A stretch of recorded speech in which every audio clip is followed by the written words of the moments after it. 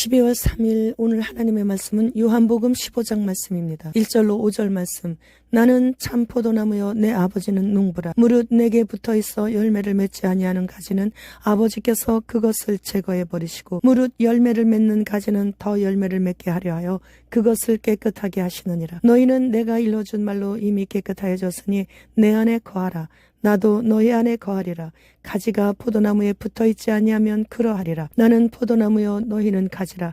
그가 내 안에 내가 그 안에 거하면 사람이 열매를 많이 맺나니 나를 떠나서는 너희가 아무것도 할 수 없음이라. 본장은 예수님께서 자신을 포도나무로, 아버지를 포도원의 농부로, 우리를 포도나무 가지로 비유하셨습니다. 포도나무 가지는 포도나무 뿌리에서 올려주는 진액을 잘 흡수하여 튼실한 열매를 맺어야 가지의 사명을 잘 감당하는 것이죠.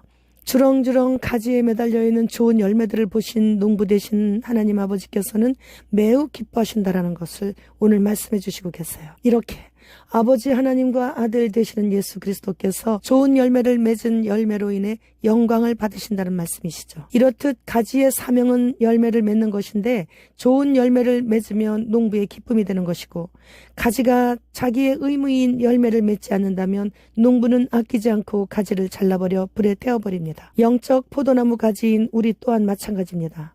영적 자녀 낳지 않아 하나님 나라를 번성케 하지 않으면 모든 양분과 모든 기후 그리고 때에 맞는 비를 내려주시면서 정성껏 키워주시는 하나님께 아무 열매도 드릴 수 없다면 결국 그는 아무 쓸모없게 되어 배척되어지는 것이죠. 그렇다면 열매는 어떻게 해야 맺어지는가는 바로 예수님 안에 거하는 삶을 사는 것입니다. 그리고 하나님의 말씀을 잘 들어야 돼요. 하나님의 말씀은 들어도 되고 안 들어도 되고가 아니에요. 반드시 하나님의 말씀에 생명을 걸어야 합니다. 그 어떤 것도 하나님의 말씀과 대치되는 것이 있다면 과감히 던져버려야 하는 것이죠. 중간은 없습니다. 타협은 없어요. 언제나 주님과 같은 생각을 해야 하는 것이고, 세상이 주님을 미워하기에 제자들 또한 미움을 받는 것입니다. 가지는 포도나무에 붙어있을 때만 열매를 맺을 수 있습니다. 따라서 가지는 혼자서 할 수 있는 것이 아무것도 없어요. 그럼에도 자신이 무엇인가 할 수 있다고 생각하고 있는 가지가 있다면 그 가지는 포도나무 대신 주님과 같은 생각을 하고 있지 않다는 것이죠. 그렇게 될 때는 농부 대신 하나님께서 그 가지를 좋은 열매를 맺지 못하기에 가지치기를 하게 되시는 것이죠. 땅에 떨어진 가지는 아무짝에도 쓸모없어지고 결국 말라 비틀어진 후에는 불쏘시개로밖에 쓰임을 받을 수 없는 것입니다.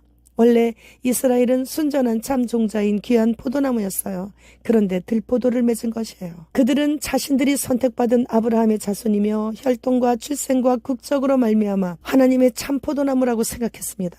그러나 실제로는 헛되고 쓸모없는 포도나무가 되고 말았죠. 예수님은 참 포도나무이십니다. 삼위일체의 2위이신 예수님께서 제1위이신 하나님을 내 아버지라고 부르십니다. 그리고 우리는 여호와 하나님의 이름을 감히 부르지도 못하고 다만 우리 주님 아도나이라고만 불렀었는데, 주님이 지신 십자가로 인해 우리도 이제는 우리 아버지라고 부르며 살고 있는 것이에요. 그런데 그 원가지들은 농부의 목표에 도달하지 못했습니다. 그러나 실물이신 예수님으로 말미암아 그 목표에 도달하게 된 새 이스라엘이 역사의 무대에 생각지도 않게 어느 날 갑자기 등장하게 된 것이죠. 그것이 바로 영적 생명을 오직 하나님께로부터 받는 구속받은 무리들인 우리 이방인들도 함께 새 이스라엘의 무리 중에 같이 끼이게 된 것이에요. 그러나 원가지들도 아끼지 아니하시고 잘라버리신 농부 되신 하나님께서 접붙여진 가지 또한 참 포도나무의 진액을 빨아먹으면서 좋은 열매를 맺지 않을 때에는 나쁜 가지로 판단하셔서 예외 없이 잘라버리시는 심판자가 되시는 것이죠. 26절 말씀.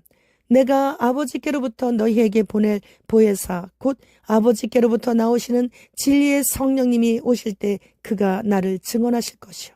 지금은 제3위이신 성령님께서 하나님께로부터 나오셔서 이 땅으로 내려오셨고, 그래서 세상 끝나는 그날까지 우리와 함께 계신다고 말씀해 주셨어요. 지난 세계 역사 속에서 살아가던 모든 인류 중에서 3위의 하나님을 섬기는 종교는 오직 기독교뿐이에요. 더구나 전 세계적으로 아기가 태어날 때 뱃속에서 엉덩이를 탁 때려서 빨리 나가라고 하신 분이 바로 삼신이세요. 이러한 삼신 할머니 이야기는 오직 우리나라 외에는 없습니다. 바로 삼위 하나님을 가리키는 것이죠. 이스라엘은 여호와의 신 유일신을 섬겼고 이방 나라들 역시 다 단일신을 섬겼습니다.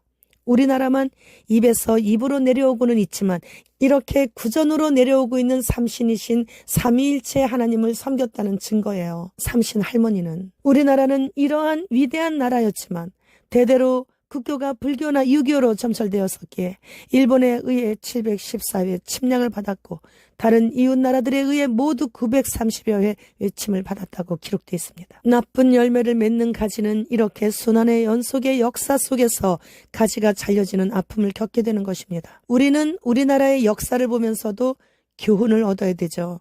이제부터라도 삼위 하나님의 영광만을 위해서 노심초사하면 하나님께서 보시기에 아름답고 탐스러운 열매를 맺을 수 있도록 다 도와주시는 거예요. 오직 예수 그리스도 안에 거할 때 좋은 열매를 많이 맺을 수 있는 것이죠. 오늘 본문에서 주님을 떠나서는 아무것도 할 수 없다고 직접 말씀하시는 것을 잘 듣고 깨달아야 합니다. 세상적인 열매를 맺는 가지는 세월이 흐르면 아무 쓸모 없어져요. 다 썩어지게 되기 때문이죠. 그러나 영적이고 생명력이 있는 가지는 예수님의 몸에 이어진 기관이며 예수님의 몸이 십자가의 희생으로 바쳐짐으로써 주어지는 참 생명이 되는 것이죠. 마지막 추수 때에 예리한 낫을 휘두르시는 예수님에 의해 병들거나 열매 맺지 않았던 가지들은 다 잘려져 지옥불에 던져 태워지는 것을 우리는 성경을 통해 알고 있습니다. 가룟 유다는 참포도나무이신 그리스도와 연관되어 있었지만 병들고 말라 죽어 열매를 맺지 못했기 때문에 잘림을 당했죠. 차라리 태어나지 않았더라면 저에게 더 좋았을 것이라고 말씀하시면서 주님은 안타까워하셨습니다. 예수님의 계명과 말씀을 잘 지키고 그의 말씀이 그의 안에 거한 자들은 이미 깨끗게 되었기에 다른 사람들에게까지 예수님의 말씀으로 깨끗게 해줄 수 있는 능력을 갖게 됩니다. 그러므로 깨끗게 된 자들은 언제 어디서든 주님의 말씀을 외쳐야 하며 천국과 지옥에 대해 알려줘야 하는 것이에요. 항상 그리스도의 생명을 끊임없이 공급받는 조건은 일상생활에서 범하는 죄를 날마다 고백하며 자신을 깨끗게 하는 일에 게으르거나 무뎌져서는 안 되는 것이에요. 계속적으로 그리스도 안에 머물러야만 좋은 열매를 맺을 수 있는데 그 방법은 그리스도 안에서 생명력 있는 영적 사귐을 계속하는 것입니다. 이제 우리는 마지막 주님의 공중강림을 바라보는 시점에 서 있습니다. 따라서 사탄은 지금 가장 강하게 미혹을 뿌리고 흔들고 있습니다. 그럴 때 그 미혹을 이기지 못한 가룟 유다는 스스로 나감으로써 잘리웠고 이렇게 한 번 성공을 맛본 사탄은 나머지 제자들을 밀가부르듯 시험하려고 만발의 준비를 갖추어 놓았던 것인데 이때에 대수롭지 않게 짓는 고범죄와 오늘 말고 내일도 있다고 하면서 게으름을 피우는 자들을 그리스도로부터 떠나게 하기 위해 사탄은 지금도 쉬지 않고 온갖 계책을 다 세우고 있습니다. 흰신 때부터 이상하게 각국의 정부의 수장들이 앞장서서 자국의 국민들을 괴롭히며 죽이는데 온 힘을 쏟는 것을 봅니다. 유럽은 유아들의 백일해가 유행하자 바로 흰신 신기느라고 바빠요. 우리나라 스타 강사 김창욱 씨가 내 집 주소도 잊어버리는 알츠하이머 증상을 고백했어요. 댓글에 이게 흰신 신어서 그렇다는 것을 알 사람은 몇 없을 것이다 라고 누가 이렇게 댓글에 올리자 바로 추천들을 많이 누르는 것을 봤어요. 이제는 흰신 부작용에 대해 알만한 사람들은 다 알고 있다는 것이죠. 미국의 의사들의 85%가 1차 흰신을 신었는데 2차에는 45%, 그리고 3차에는 거의 참여를 하지 않았다고 해요.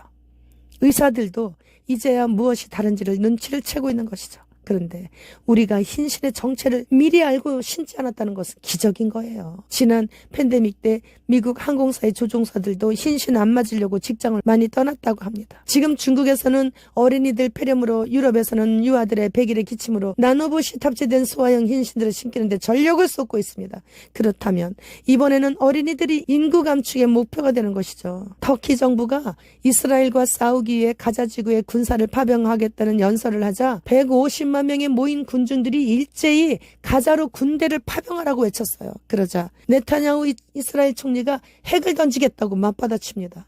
그렇게 되면 터키 또한 자체 핵무장을 하게 될 거예요. 이제는 이렇게 각국의 수장들이 핵을 들고 나오겠다고 외치고 있습니다.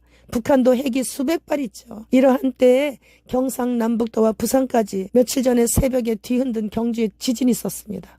핵전쟁이 시작되면 일단 먼저 후지산과 백두산은 일제히 같이 동시에 폭발할 것이고, 그렇게 되면 눈에 보일 정도로 가까워지게 되는 것이죠. 주님, 어서 오시옵소서. 마라나타.